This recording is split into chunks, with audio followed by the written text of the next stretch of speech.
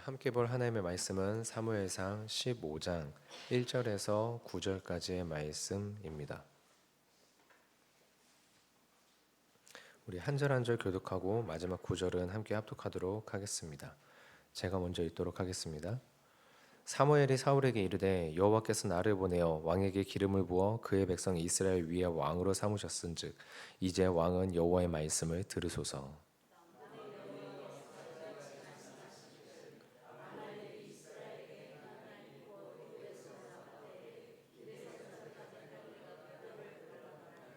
지금 가서 아말렉을 쳐서 그들의 모든 소유를 남기지 말고 진멸하되 남녀와 소아와 젖먹는 아이와 우양과 낙타와 나귀를 죽이라 하셨나이다 하니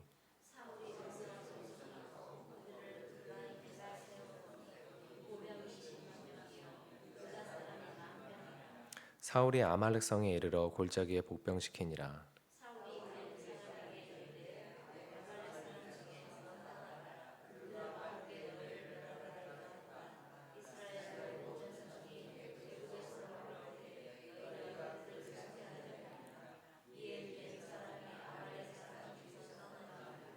사울이 하윌라에서부터 애굽 앞 술에 이르기까지 아말렉 사람을 치고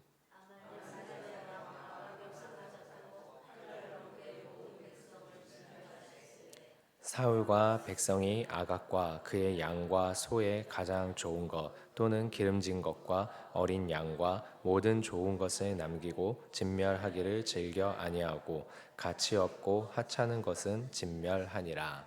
아멘. 우리 이 시간 잠시 기도하겠습니다. 하나님, 이 새벽에 우리의 기도가 하나님 앞에 상달되어지는 기도가 되게 하여 주시옵소서. 정말로 주님께서 우리 가운데 함께 하시는 것을 보게 하시고 우리가 주의 말씀 따라 사는 것을 다시금 결단할 수 있도록 주님께서 늘 우리를 불쌍히 여겨주시고 긍휼히 여겨주시사 믿음의 사람의 길로 걸어갈 수 있게 인도하여 주시옵소서. 감사드리며 예수님의 이름으로 기도합니다. 아멘. 죄송합니다. 시작하자마자 저의 실수와 잘못이 드러나네요. 제목을 제가 수정해야 되는데 수정을 안 했습니다. 제목은 이제 왕은 여호와의 말씀을 들으소서에 있는 1절의 후반부 이제 왕은 여호와의 말씀을 들으소서가 오늘 말씀의 제목이 되도록 하겠습니다. 조승현이라는 젊은 작가가 있습니다. 조승현이라는 젊은 작가가 있는데 그 사람이 어느 한 유튜브에서 스스로 자기 인생을 변화시켜 나가는 아주 무시무시한 사람들의 특징이라면서 세 가지를 이야기한 게 있습니다. 그게 무엇이냐면요. 하나는 하면 안 되는 것을 안 하는 사람이라고 합니다. 예를 들면은 다이어트를 하기로 해서 케이크를 안 먹기로 했다라고 한다면 아무리 맛있는 케이크 가게, 아무리 새로 생긴 디저트 가게가 있다고 하더라도 그냥 지나간다는 겁니다. 하면 안 된다라는 걸 안 하는 것이죠. 두 번째는 해야 하는 것을 하는 사람이라고 합니다. 계속해서 예를 들어서 다이어트를 하기 위해서 운동을 하기로 했다라고 한다면 그냥 운동을 한다는 것입니다. 다른 것이 아니라 그냥 운동을 하는 거죠. 오늘만 이런 거 없이 그냥 운동을 한다는 겁니다. 그리고 마지막은 상황이나 환경, 감정과 상관없이 그냥 꾸준하게 한다는 겁니다. 그래서 그냥 오늘은 날이 더우니까 운동 안 할래. 오늘은 안 좋은 일 있었으니까 그냥 쉴래. 이런 게 아니라 상황이나 환경, 마음의 감정과 상관없이 그냥 꾸준하게 하는 사람이라고 하는 겁니다. 자기계발적인 측면에서 보면은 이 세 가지가 진짜 참 맞는 말인 것 같습니다. 그런데 가만히 성경을 보면요. 하나님의 은혜를 받는 사람의 모습이 이 모습과 참 똑같지 않습니까? 하나님이 하지 말라고 하는 거 안 하고 하나님이 지키라고 하는 거 지키면서 상황이나 환경과 상관없이 흔들리지 말고 하나님께 소망을 두는 것입니다. 그래서 저는 사실 자기계발서들을 볼 때마다 하나님이 이 땅에 일반 은총으로 베푸신 법칙들을 하나하나 확인하는 작업으로 저는 자기계발서 책들을 봅니다. 오늘 본문에 등장하는 사울은 이 세 가지 중에서 몇 번째를 어긴 것일까요? 네, 세 가지 전부 다 어긴 겁니다. 세 가지를 전부 다. 사울은 하나님이 아말렉과 연관된 모든 것을 진멸하고 남기지 말라 하셨지만 남겼고, 사울은 하나님이 말씀을 들으라 하였지만 듣지 않았으며, 사울은 모든 짐승을 죽이는 게 아까워서 그 순간에 자기 감정과 상황 판단으로 자기 보기 좋아 보이는 대로 행위를 한 것입니다. 사울은 세 가지 전부를 다 하나님 앞에서 어긴 것입니다. 이런 사울의 모습 보면서 오늘 본문 말씀을 함께 나누고자 합니다. 묵상의 첫 번째는 아무리 죄인이라도 한 번 더 기회를 주시는 하나님이라는 점입니다. 우리 1절 말씀 다시 한번 보도록 하겠습니다. 사무엘이 사울에게 이르되 여호와께서 나를 보내어 왕에게 기름을 부어 그의 백성 이스라엘 위에 왕으로 삼으셨은즉 이제 왕은 여호와의 말씀을 들으소서. 사울은 이미 앞선 14장에서 왕으로서의 자격을 상실하였습니다. 다른 누구도 아니라 사울을 왕으로 기름 부었던 사무엘에 의해서 하나님의 뜻이 전달이 되었죠. 그런데 오늘 본문 1절에 뭐라 말씀하십니까? 여호와께서 나를 보내어 왕에게 기름을 부어 그의 백성 이스라엘 위에 왕으로 삼으셨은즉. 지금 사무엘은 하나님이 사무엘을 사울에게 보내셔서 하나님의 왕으로 세우셨음을 다시 한번 상기시킵니다. 이미 자격을 박탈하셨던 하나님이 왜 다시 사무엘을 사울에게 보내십니까? 기회를 한 번 더 주시려고 하는 것이죠. 기회를 한 번 더. 성경학자들은 앞선 14장 믹마스 전투에서 오늘 본문 15장 아말렉과의 전투 사이에 얼마의 시간이 흘렀는지를 유추하였습니다. 그래서 시간을 살펴보니 대략 23년의 시간이 흘렀다고 합니다. 23년. 하나님은 사울의 믿음 없음에 23년을 침묵하셨던 것입니다. 물론 그럼에도 불구하고 사울이 하는 모든 전쟁에서는 다 승리를 하였습니다. 하나님께서 인격적인 교제로서의 사울 앞에서는 침묵을 하셨지만 사울을 보살펴 주시고 은혜를 베푸신 부분에 있어서는 꾸준하셨던 부분이죠. 여러분, 이와 똑같은 경험을 한 구약의 인물이 한 명 더 있습니다. 그것이 누구냐면은 바로 창세기에 등장한 아브라함입니다. 아브라함은 창세기 16장에서 이스마엘을 낳았습니다. 근데 그때 그의 나이가 86세라고 16장의 마지막 구절이 기록되어 있습니다. 그리고 바로 그 다음 장인 창세기 17장의 1절의 시작은 이렇게 시작됩니다. 창세기 17장 1절입니다.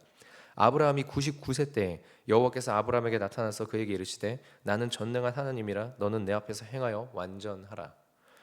아브라함이 99세 때 하나님이 나타나십니다. 바로 직전 창세기 16장 마지막 구절은 86세라라고 이스마엘을 낳을 때 나이가 기록되어 있는데 17장 1절이 99세인 거죠. 86세를 포함해서 이스마엘을 낳을 때 86세의 그때를 포함해서 무려 14년입니다. 14년 동안 하나님이 아브라함에게 침묵하시는 것이죠. 하나님께 묻지 않고 이스마엘을 낳은 일이 아브라함의 모습이 믿음 없는 모습과 같아서 마치 하나님이 책망하시는 것 같습니다. 그런데 이후에 하나님께서 아브라함에게 하신 말씀 또한 오늘 사울에게 하시는 말씀과 비슷합니다. 나는 전능한 여호와라 너는 내 앞에서 행하여 완전하라. 이 말은 지난 잘못에 대해서 다시 돌이키는 기회를 주시려는 듯합니다. 하나님의 전능하심 믿고 그 믿음대로 행하라는 것입니다. 하나님이 약속하신 후손에 대한 말씀, 그 말씀을 믿고 하나님께 묻고 하나님 앞에서 행하라는 것이죠. 하나님께 묻지 않고 임의로 이스마엘을 낳아서 자기 후손으로 삼으려는 그런 것이 아니라 믿음 가지고 믿음대로 행하라. 나는 전능한 여호와니 너도 나의 전능함을 믿고 완전하게 믿음대로 행하라 라는 부분입니다. 오늘 본문에서 사무엘이 23년 만에 사울에게 나타나서 전하는 첫 마디가 무엇입니까? 왕을 이스라엘의 왕으로 세운 여호와의 말씀을 들으소서. 여호와의 말씀을 들으소서. 비록 잘못된 모습을 보였던 과거가 있지만 다시금 왕을 왕으로 있게 하신 하나님을 섬기라고 기회를 주는 것입니다. 마치 아브라함에게 하나님께서 직접적으로 한 번 더 기회를 주시는 것처럼 사울에게도 하나님께서 다시 한 번 더 기회를 주시는 겁니다. 어떤 기회입니까? 하나님의 말씀에 순종할 기회입니다. 하나님 나라의 확장에 참여할 기회인 거죠. 우리도 하나님 앞에서 실기할 때가 있습니다. 우리가 하나님 앞에서 실기할 때가, 기회를 잃어버릴 때가 있습니다. 잘못하면서 죄를 짓는 일이 우리가 있습니다. 모래알이든 바위든 물에 가라앉기는 마찬가지라는 영화의 대사처럼 우리가 작은 죄든 큰 죄든 하나님 앞에서 범죄함으로 하나님 앞에서 기회를 놓칠 때가 분명히 우리가 있다는 것이죠. 그러나 그럴 때 하나님께서 우리를 완전히 버리시는 것이 아니라는 것입니다. 한 번 더 기회를 주십니다. 우리를 사랑해서 기회를 한 번 더 주십니다. 정말로 그 상징이 이제 우리가 일주일 앞으로 다가온 부활 이제 주일을 우리가 열흘 앞으로 다가온 예수 그리스도의 모습이 바로 이 모습인 것 같습니다. 예수 그리스도의 존재 자체가 하나님께서 우리에게 한 번 더 기회를 주시는 것입니다. 온전하게 하나님의 사람으로, 온전하게 하나님의 사랑대로 뜻대로 살지 못하는 죄인들에게 믿고 돌아오라고, 하나님의 나라가 가까이 왔으니 회개하고 돌이키라고 외쳤던 예수님의 그 모습과 예수님의 말씀들은 하나님께서 우리에게 한 번 더 기회를 주시는 것입니다. 주님께서 우리에게 기회를 그렇게 주시고 우리에게 나도 아버지께서 나를 보내신 것 같이 나도 너희를 보낸다라고 하셨다면 우리 또한 우리 주변에 있는 사람들에게 동일하게 행해야 될 것이지 않는가 싶습니다.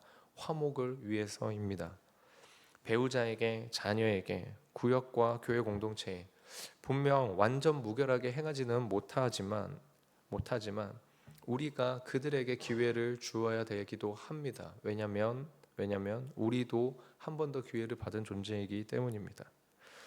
오늘 주님이 한 번 더 주신 기회의 날인 줄을 믿고 우리 가족과 교회와 직장, 학교 공동체에 말씀의 순종을 심는 우리가 되고, 주님이 우리에게 기회를 한 번 더, 가족들을 섬길 기회를 한 번 더, 교회에 있는 구역원들과 교회 신앙 공동체를 섬길 기회를 한 번 더, 직장과 학교 공동체를 섬길 기회를 한 번 더 주셨음을 우리가 믿음으로 고백하며 오늘 하루의 삶을 시작하실 수 있는 모두가 되길 소망합니다. 두 번째 묵상을 나누고자 합니다. 두 번째 묵상은 하나님의 공의는 택하신 자들을 향한 사랑에서 시작된다는 것입니다. 하나님의 공의는 택하신 자들을 향한 사랑에서. 6절 말씀에 이렇게 되어 있습니다. 사울이 겐 사람에게 이르되 아말렉 사람 중에서 떠나가라. 그들과 함께 너희를 멸하게 될까 하노라. 이스라엘 모든 자손이 애굽에서 올라올 때 너희가 그들을 선대하였느니라. 이에 겐 사람이 아말렉 사람 중에서 떠나니라. 하나님이 아말렉을 진멸하시려는 이유는 출애굽 당시 르비딤에서 아말렉이 이스라엘의 후미를 쳐가지고 공격하여 많은 사상자가 났기 때문입니다. 이것을 하나님께서 잊지 않고 기억하셔서 아말렉을 진멸하려고 하십니다. 그런데 또한 동시에 모세의 장인 이드로와 함께 하였던 겐 족속은 비록 아말렉 지역에 거주하고는 있었지만 이스라엘과 함께 광야 생활을 한 족속입니다. 하나님의 불기둥과 구름기둥을 함께 보았고 만나를 함께 먹었습니다. 그렇기 때문에 이스라엘과 광야 생활을 함께 한 그들에게 피할 길을 내주기 위해서 사울이 겐 사람들에게 피하라고 하는 것입니다. 공의로운 심판을 행하시는 하나님이신데 주목할 점이 있습니다. 분명히 공의로 심판하시는 하나님이 모든 일의 중심에 이스라엘을 두셨다라는 것입니다. 모든 일의 중심에 이스라엘을 두셨습니다. 이스라엘을 선대하는 자들에게는 피할 길을 주셨고요, 이스라엘에게 행악하는 자들에게는 하나님이 심판을 행하셨다라는 것입니다. 아말렉이 심판받는 이유가 이스라엘을 공격했기 때문이고, 겐족 속의 전쟁을 피할 수 있었던 이유는 광야 생활을 함께했기 때문이죠.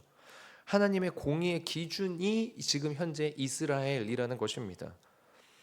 여러분, 성도들이 세상을 살아갈 때 분명히 조심하면서 살아가야 되지만 당당히 가슴을 펴고 세상을 살아가야 할 이유가 바로 여기에 있습니다. 이번 주에 담임 목사님 통해서 하나님이 주신 메시지가 있습니다. 제목이 하나님의 이름이 나의 일거수일투족에 붙어 있다는 것을 모든 자리 모든 상황에서 기억하라입니다. 네, 하나님의 이름이 우리의 일거수일투족에 있으니 우리 조심해야 됩니다. 한 번 더 사랑하고 한 번 더 섬기는 자세로 우리 정말 조심해야 되는 것이 맞습니다. 비록 나에게 손해가 있다 하더라도 하나님의 이름 때문에 그 손해 감당하고 남들 다 하는 거 안 하는 그런 일이 우리 가운데서 삶으로 펼쳐져야 됩니다. 그러나 우리가 그렇게 살면 주님이 우리를 어떻게 대해 주십니까? 하나님이 당신이 택하신 백성을 기준으로 삼아서 세상 가운데 행하신다는 것입니다. 우리가 하나님의 이름을 우리의 가슴에 짊어지고 삶을 살아가면 하나님께서 공의를 행하실 때의 기준이 우리가 된다는 것입니다. 이를 가장 잘 보여주는 분이 바로 예수님이십니다. 예수님은 오직 하나님의 뜻에 순종했고 하나님의 말씀과 사랑으로 이 땅에 하나님의 나라를 전파하셨습니다.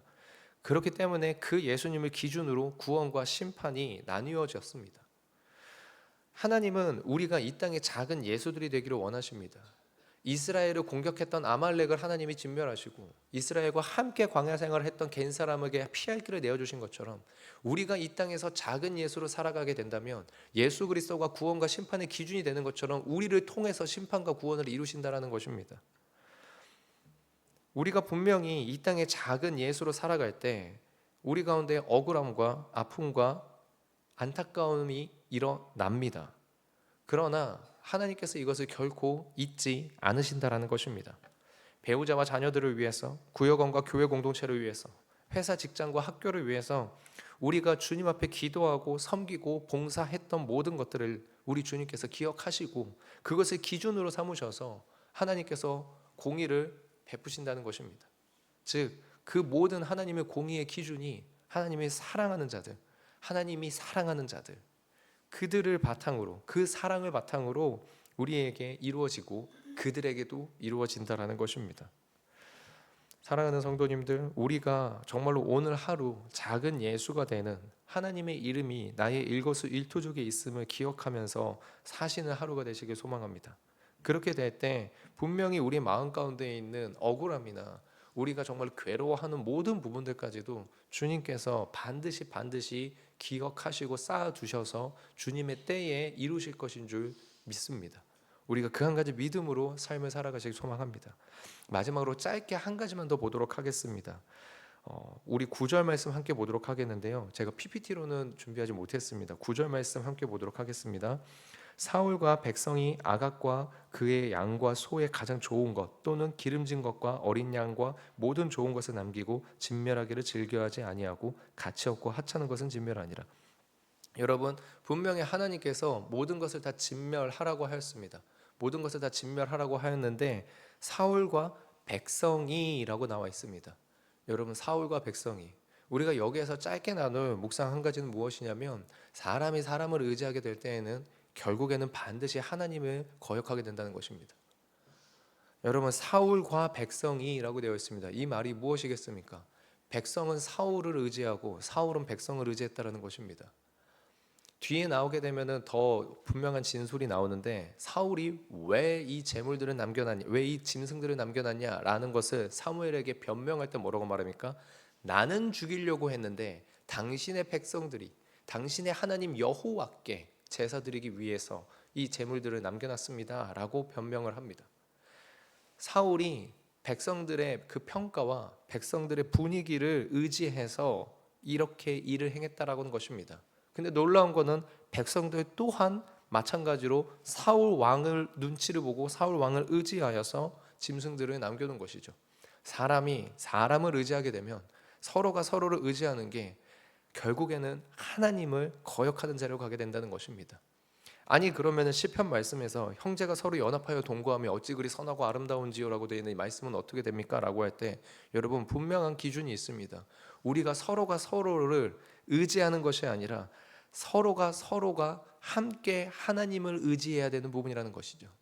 하나님을 의지하는 것, 함께 하나님을 의지하는 것으로 하나가 되고 서로에게 격려가 되어야 되는 것이지, 하나님의 말씀의 기준을 떠난 상태에서 서로를 의지하는 것은 괜찮아, 너 그럴 수 있어, 괜찮아, 너 그럴 수 있어, 서로가 서로에게 보증수표가 되어주고 서로가 서로에게 용납되어주는 도장이 되어버린다면 여러분, 그것은 결국에는 하나님이 원하시고 기뻐하시는 길로 가지 못하게 된다는 것입니다. 궁극적으로는 하나님을 불순종하는 자리로 가게 될 수밖에 없습니다. 심지어 지금 여기 9절에 나와 있는 모든 좋은 것을 남기고 진멸하기를 즐겨하지 아니하였다는 이 히브리어의 표현은 모든 것을 다 죽인 다음 죽여가는 과정 가운데 남은 것들 중에서 좋은 것을 남겼다라는 뜻이 아닙니다.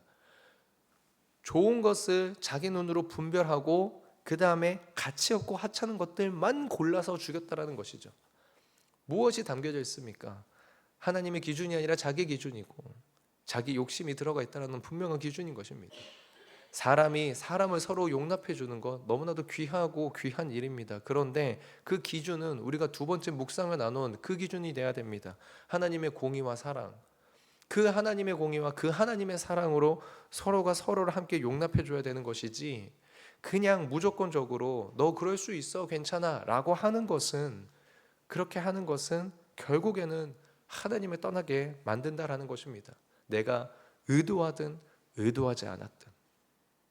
그러면 결국에는 하나님의 말씀과 사랑으로, 하나님의 공의와 사랑으로 서로를 용납하는 것이 무엇이겠습니까?